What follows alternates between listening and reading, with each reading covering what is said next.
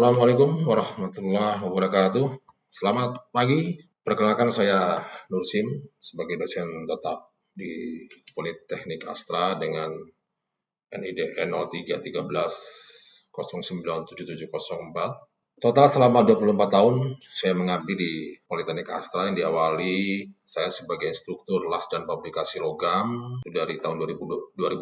Kemudian pada hari Senin tanggal 7 Januari 2008 merupakan hari yang bersejarah buat saya karena saat itu secara resmi SK pengangkatan dosen tetap saya di Politeknik Manufaktur Astra saat itu ditetapkan oleh direktur. Pada tahun 2021 Polman Astra berganti nama menjadi Politeknik Astra dan saat ini lokasi kampusnya ada di kawasan industri Desa Silokan 2 Cikarang Selatan, Bekasi, dan tahun 2023 berdiri program studi baru di Politeknik Astra itu D4 Teknologi Rekayasa Logistik, di mana saat itu saya merupakan salah satu tim penyusun kurikulum bersama rekan-rekan dosen yang lain. Pada kesempatan di prodi rekayasa logistik tersebut saya mengambil mata kuliah sistem pengadaan karena di TRL ya atau teknik rekayasa logistik ini salah satu prodi baru,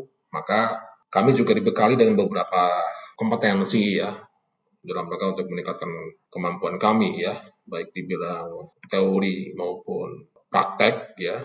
Di antaranya saya mengikuti pelatihan Certified Sustainability Supply Chain Profesional atau CSSCP yang diselenggarakan oleh ISCA ya, USA. Kemudian saya juga mengikuti Certified Logistic Improvement Professional atau CLIP yang diselenggarakan oleh Sembada Pratama School of Supply Chain and Logistics Jakarta. Berikutnya saya jelaskan mengenai RPS dari mata kuliah sistem pengadaan. Kode mata kuliah KTRL 2326 bobot SKS 2. Kemudian mata kuliah ini akan ada di semester 3 dengan waktu pembelajaran 2 kali 170 menit. Deskripsi dari mata kuliah sistem pengadaan tujuannya adalah memberikan pemahaman tentang proses dan praktik dalam mengelola pengadaan barang dan jasa untuk memenuhi kebutuhan organisasi secara efisien dan efektif. Dengan konten mata kuliah mencakup topik-topik seperti perencanaan pengadaan, seleksi pemasok, manajemen kontrak, dan teknik evaluasi penawaran. Dalam CPL dari unsur sikap, ini kami beri kode S9 di sini. Ini untuk sikap itu menunjukkan sikap yang bertanggung jawab atas pekerjaan di bidang keahliannya secara mandiri. Sementara untuk CPL di keterampilan umum ini ada beberapa. Ini mencatat ada 5 ya. Yang pertama ini mampu menerapkan pemikiran logis, kritis, inovatif, bermutu dan terukur dalam melakukan pekerjaan yang spesifik di bidang keahliannya serta sesuai dengan standar kompetensi kerja bidang yang bersangkutan. Yang kedua, mampu menunjukkan kinerja yang mandiri, bermutu dan terukur.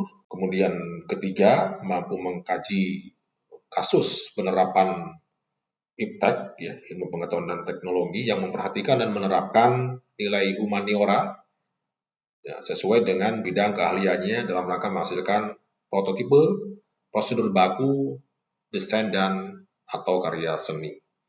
Yang keempat, mampu mengambil keputusan secara tepat berdasarkan prosedur baku. Nah ini mungkin perlu digarisbawahi nanti dalam beberapa pertemuan kita akan detailkan yang ini lebih detail lagi nanti.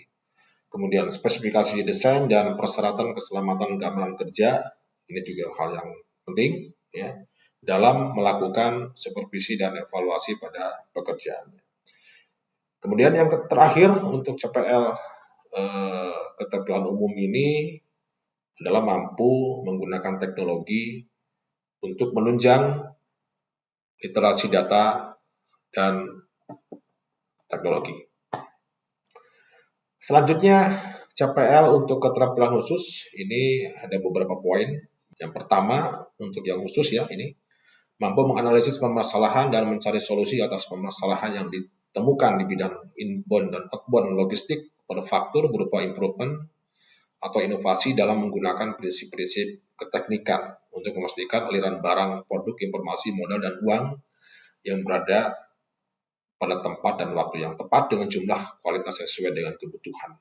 Kemudian yang penting lagi dalam mata kuliah sistem pengadaan yang keterampilan khusus ini adalah pada KK 9, ya, tadi di KK 1 itu masuk dalam CPL ya, kemudian di KK 9 ini akan muncul mampu merancang sistem pengadaan dan distribusi barang dengan menerapkan berbagai metode baku yang sesuai dengan aturan dan ketentuan yang ditetapkan pada lingkup nasional maupun lintas negara.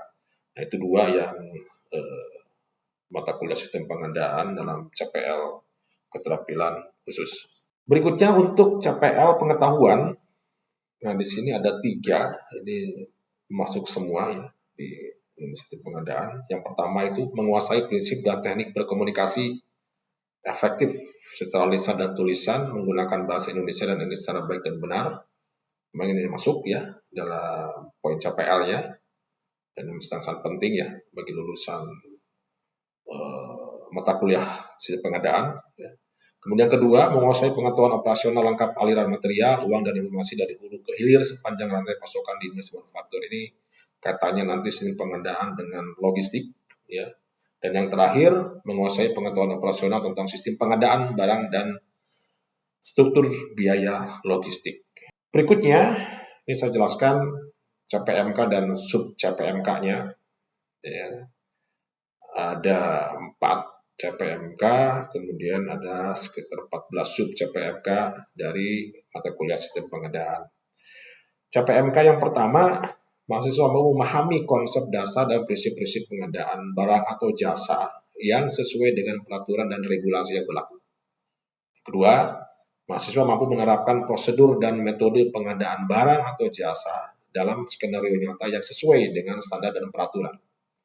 Tiga, mahasiswa mampu menganalisis kebutuhan pengadaan barang atau jasa serta risiko yang mungkin terjadi selama proses pengadaan. Dan yang terakhir, di CPMK-nya, mahasiswa mampu mengevaluasi efisiensi dan efektivitas proses pengadaan barang atau jasa dalam suatu organisasi berdasarkan data informasi yang tersedia. Nah, ini poin-poin yang di sub CPMK-nya, mungkin sekira saya bacakan ada 14 poin di sini. Yang pertama, mahasiswa mampu memahami definisi dan tujuan pengadaan barang dan jasa. Nanti dalam pertemuan pertama ini akan kami sampaikan ya di pokok bahasannya. Kemudian yang kedua, mahasiswa mampu memahami regulasi dan peraturan terkait pengadaan barang atau jasa. Ketiga, mahasiswa mampu memahami etika dan prinsip dalam pengadaan barang dan jasa. Keempat, mahasiswa mampu menerapkan prosedur standar dan pengadaan barang atau jasa. Kelima, mahasiswa mampu menerapkan metode seleksi penyedia barang atau jasa yang tepat. Keenam, mahasiswa mampu menerapkan evaluasi teknis dan finansial dalam proses pengadaan. Ketujuh, mahasiswa mampu menerapkan sistem dokumentasi dalam pengadaan. Ini penting, dokumentasi. Karena pada prinsipnya di dalam prinsip 3P di pengadaan itu ada paper, ya. Nah, di dalamnya adalah dokumentasi nanti. Kemudian 8, mahasiswa mampu menganalisis kebutuhan dan spesifikasi teknis dalam pengadaan. Yang ke-9, mahasiswa mampu menganalisis pasar penyedia barang atau jasa. Nanti ini akan berkembang juga nanti dalam sub pokok bahasannya ya. Karena nanti ada di procurement ya. Mahasiswa mampu menganalisis risiko pengadaan. Ya, mahasiswa mampu menganalisis performa kontrak pengadaan. Ini masalah legal ya. Masalah kontrak. 12, mahasiswa mampu mengevaluasi efisiensi biaya ya, dalam proses pengadaan. Berikutnya yang ke-13, ini mahasiswa mampu mengevaluasi kepatuhan terhadap regulasi dan etika pengadaan. Ini etiknya ya di pengadaan sangat penting karena tadi selain di paper itu ada people ya, ada orang nih sangat diperhatikan sekali di sini. Dan yang terakhir adalah mahasiswa mampu mengevaluasi dampak pengadaan terhadap operasional organisasi. Nah, adapun pendekatan-pendekatan yang dilakukan, ya ini kegiatan belajarnya, dari pendekatannya kami coba melakukan dengan SCL ya, Student Center Learning, di mana mahasiswa ini mempunyai keleluasaan dalam mengembangkan potensinya, ya, jadi fungsi saya atau kami sebagai dosen ini hanya sebagai fasilitator ya. Nah, kemudian kegiatan pembelajaran yang dijalankan ini ada tiga ya, ada belajar terbimbing, penugasan terstruktur, dan mandiri.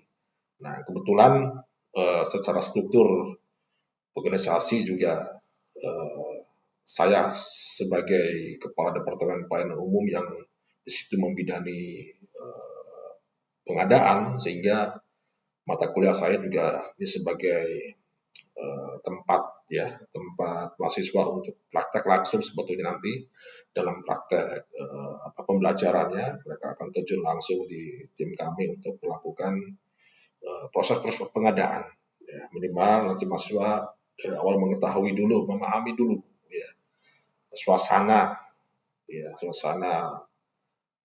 bagian pengadaan seperti apa ya, bagaimana alur prosesnya, bagaimana SOP-nya dan sebagainya. Nah, kemudian ada untuk penilaian, ya ini untuk penilaian metodenya atau teknik yang coba kami jalankan ini ada beberapa ya nih. Yang pertama kehadiran pasti akan menjadi poin penilaian, kemudian ada tugas praktikum, ada UTS, UAS, dan proyek akhir. Instrumen media untuk penilaiannya ada soal dan rubrik penilaian, dan ini beberapa referensi ya. Jadi kami tidak membatasi sebetulnya, jadi silakan bisa berkembang, tapi sebagai acuan ini yang pertama ini ada procurement and supply chain management ya dari Canal License, kemudian ada procurement principle and management ya.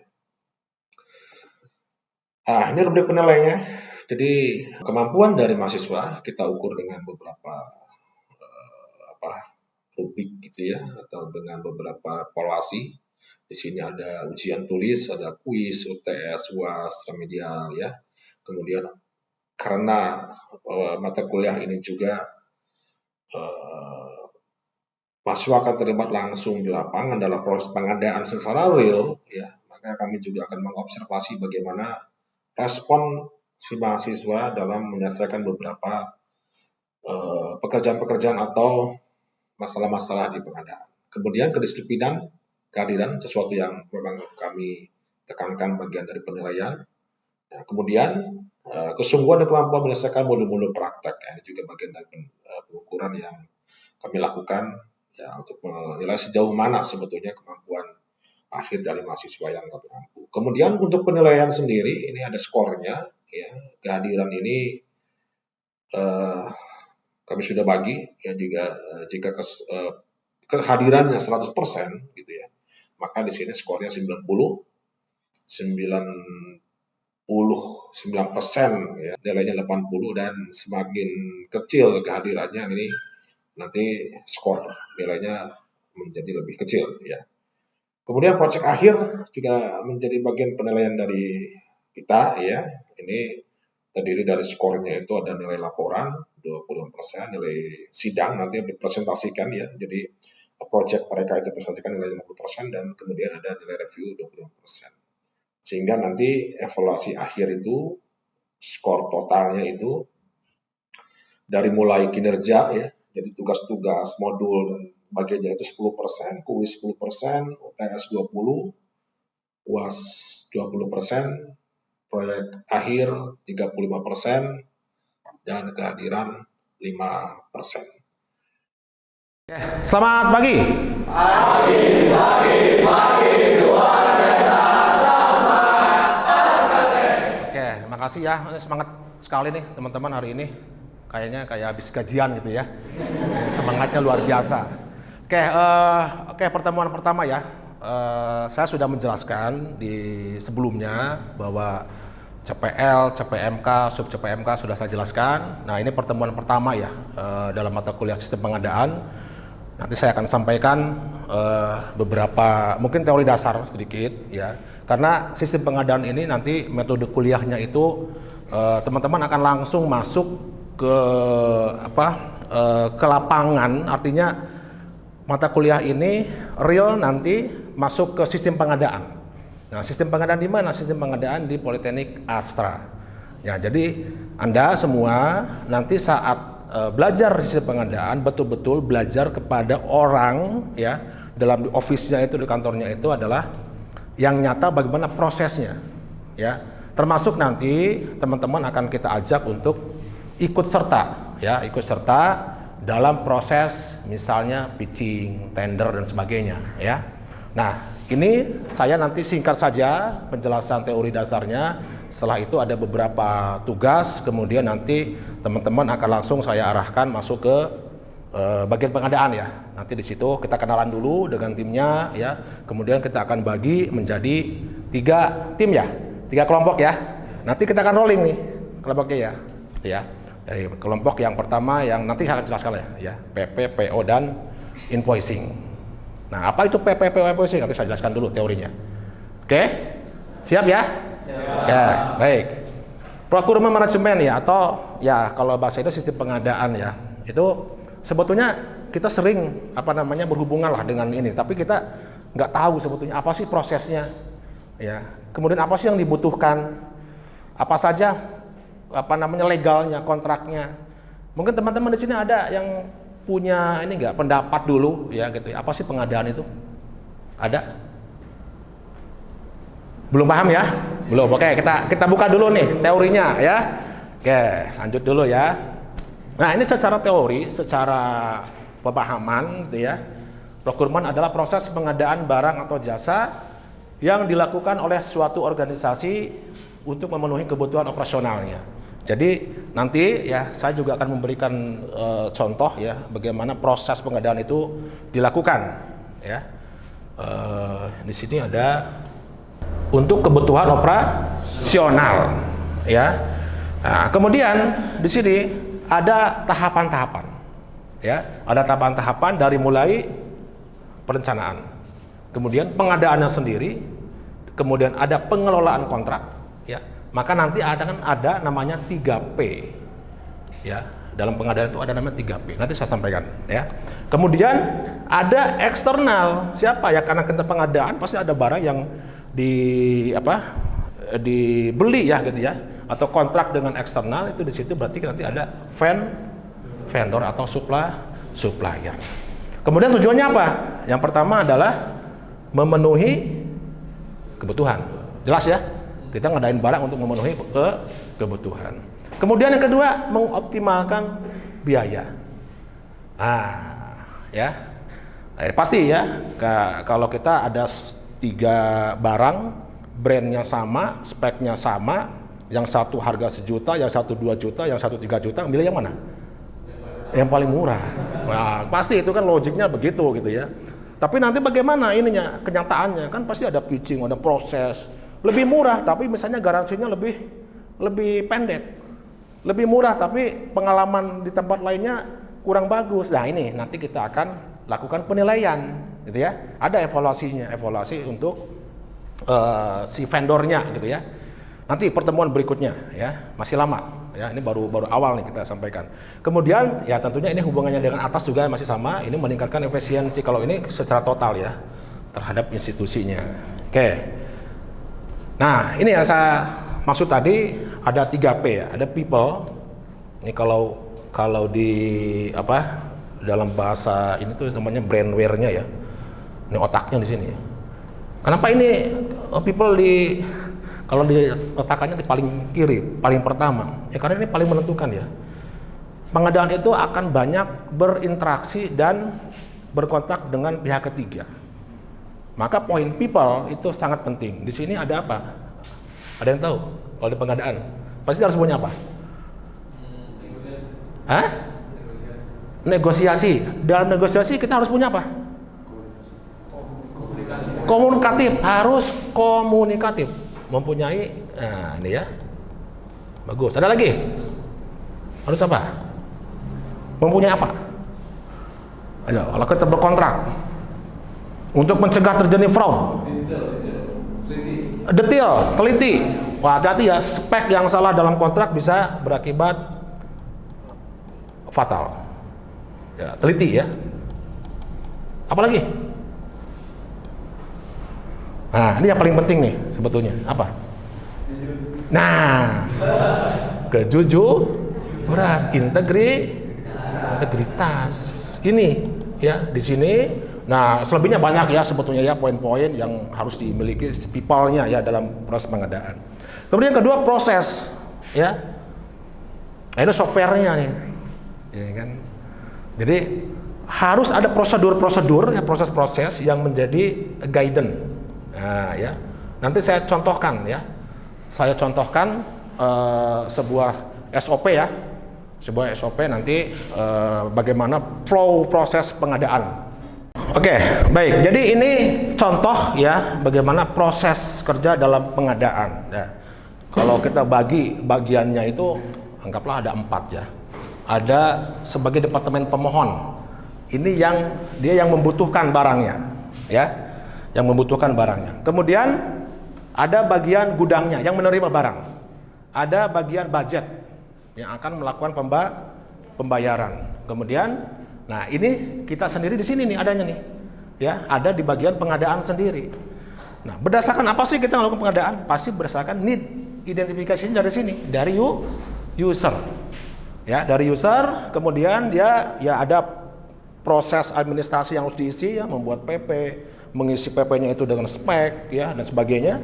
Kemudian diajukan setelah semua approval selesai masuk ke kita. Ya.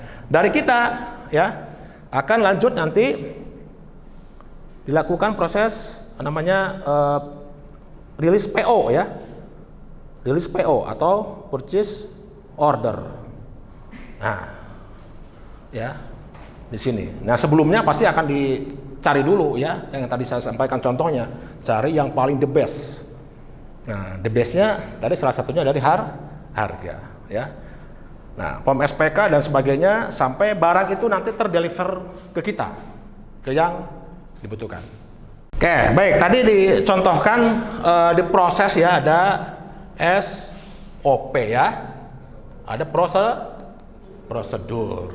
Itu harus diikuti. Dan salah satu kita menjaga bagaimana people itu juga tidak melakukan hal-hal yang merugikan, itu memang dibatasinya juga dengan prosedur, ya. Tuh. Nah, kemudian yang terakhir paper.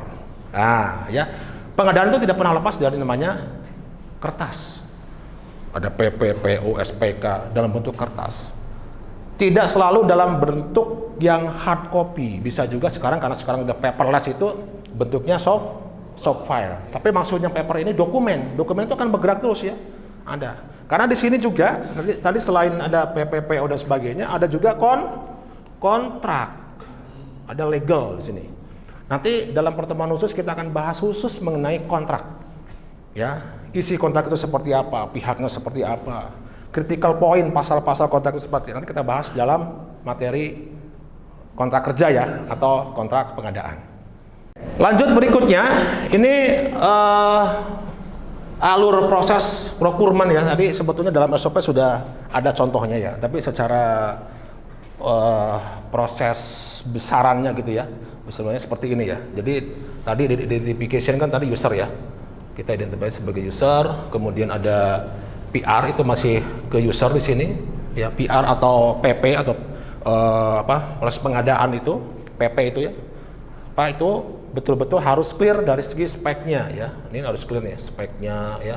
Kemudian BOQ-nya, bill of quantity-nya dan sebagainya, ini harus betul-betul clear datanya. Kemudian masuk ke pengadaan, ini vendor selection ya. Ada kontrak di sini, kemudian kita keluarkan atau rilis PO. Kemudian ada layanan ini ya. Kemudian terima tadi dalam SOP yang menerima siapa di sini? Gudang. Jadi ada apa bahasa kalau kita di pengadaan itu yang beli itu tidak boleh yang terima. Jadi jeruk tidak boleh makan jeruk, ya. Nah kemudian payment juga ini dari siapa nih? Finance tadi ya, finance membayarkan pembayaran. Kemudian record keeping ini penting karena setiap tahun kita akan dilakukan namanya audit. Nah ya. Pengelolaan dokumen yang baik itu akan memudahkan kita mampu telusurnya. Ya, jadi orang pengadaannya tadi ya, bukan cuma teliti, komunikatif, integriti, tapi harus mempunyai administratifnya juga bagus, gitu ya.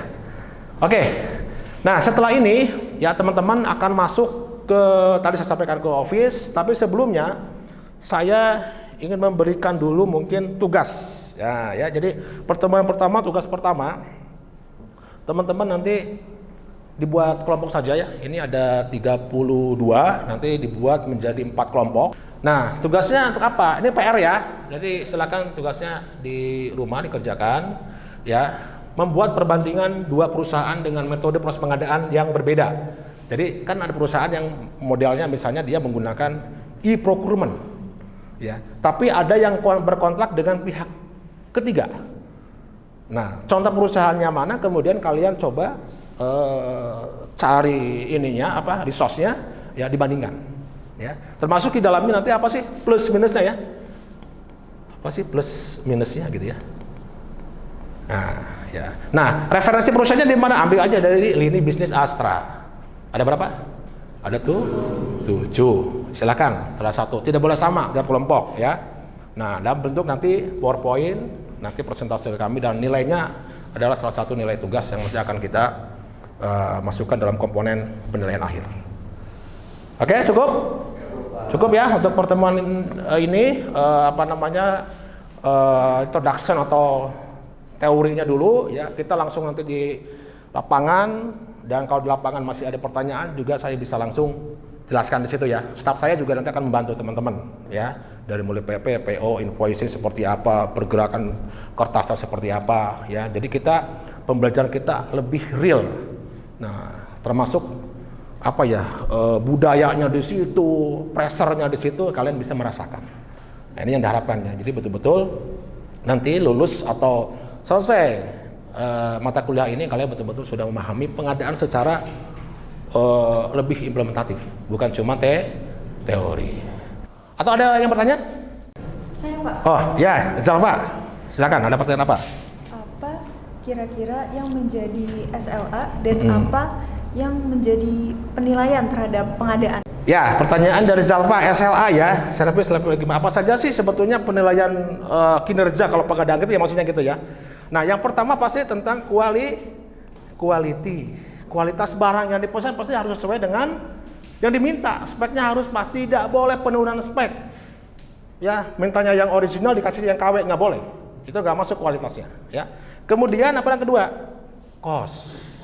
Nah, ini tadi sudah di depan sudah dijelaskan efisiensi, masalah harga ini. Dan kalau tender misalnya gitu ya, poin terbesar, bobot terbesar itu dari harga. Ya. Cost. Kemudian apa? Delivery. Apa tuh? Pengiriman ya. Harganya murah, kualitasnya bagus. Tapi indennya 6 bulan misalnya gitu ya. Barangnya mau dipakai sebulan nggak bisa nih ya, giterannya nggak bisa gitu ya. Kemudian yang berikutnya safety. Nah, safety ini tidak selalu diidentifikasikan sebagai safety yang berhubungan dengan misalnya eksiden, pekerjaan segala macamnya, tapi ada juga safety yang terkait dengan kontrak kerja, masalah legal. Legal juga harus safety, harus aman.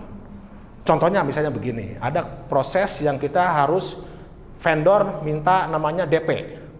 Ya, DP boleh kita kasih, tapi kita harus memberikan apa? Mereka harus memberikan namanya bank garansi. Boleh kasih DP, tapi harus ada bank garansi ke kita. Itu contoh safety di legal. Ya.